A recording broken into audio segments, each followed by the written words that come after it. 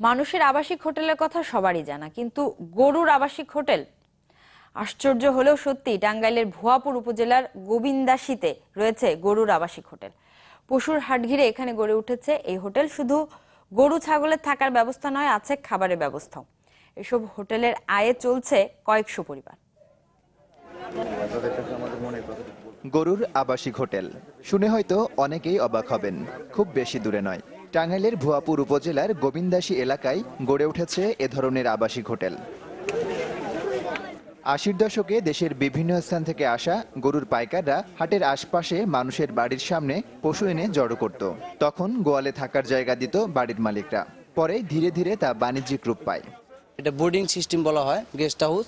তাদের বাড়িতে কিছু কথা বলে বা কিছু টাকার মাধ্যমে তাগরে যাবে বলা হয় যে আমার কিছু গরু রাখবেন, তারা রাখে, খুব নিরাপদে রাখে। এখানে গরু পালি রাখি, ব্যাগ পাইলে সুবিধা আমাদের।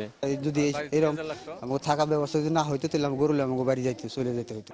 বছর জুড়ে এসব হোটেলে ভিড় থাকে গরুর, আর কোরবানির ঈদ আসলে তা হয়ে ওঠে আরো জমজমাট, যা থেকে মালিকেরা প্রতি মাসে উপার্জন করে 25 থেকে 40 হাজার টাকা।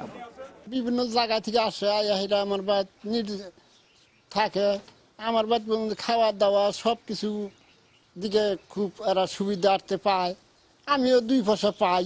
ব্যাপারীরাও সুবিধা ভোগ করতেছে, আবার যেখানে রাখে মানে খাটিয়ার মালিকগুলা এরাও সুবিধা ভোগ করতেছে।